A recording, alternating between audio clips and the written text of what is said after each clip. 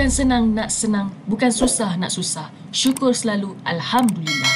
Yang belum subscribe, please subscribe guys.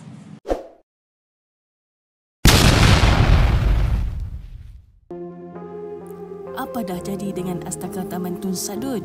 Seperti yang hampa semua tahu, Astaka Taman Tun Sadun ni terletak di Taman Tun Sadun, Geluguk, Pulau Pinang. Sebelah Astaka ni ada market atau pasar pagi Taman Tun Sadun. Tapi lah ni, bulan Jun 2025, apa dah jadi kat Astaka Taman Tun Sadun tu? Jom kita terjah.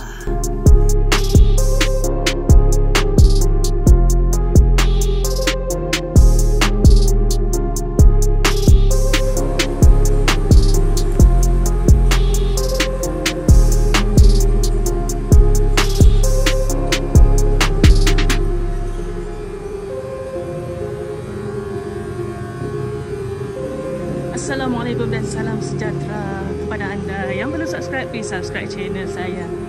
So, yang mana hamba tahu Astaka Taman Tun Sadun yang viral ni, viral dengan serabai, roti canai, bihun sup dan macam-macam lagi yang viral-viral kat sini, yang famous kat sini.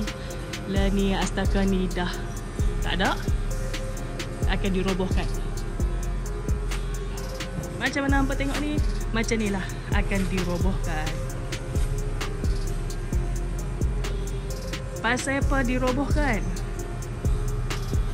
Lari. Okey, ni dia. Astaka tadi tu akan dirobohkan disebabkan kepada semua pelanggan yang dihormati, Astaka Taman Tun Sadun telah berpindah sementara ke berhadapan pasar Taman Tun Sadun bagi membenarkan kerja-kerja menaikkan taraf Astaka yang sedia ada. Dari 1 Mac 2025 sehingga 31 Mei 2026 tahun depan bulan Mei. Okey, kat mana yang Astaka yang sementara yang berhadapan pasal Taman Tun Sadun tu? Okey, di sini.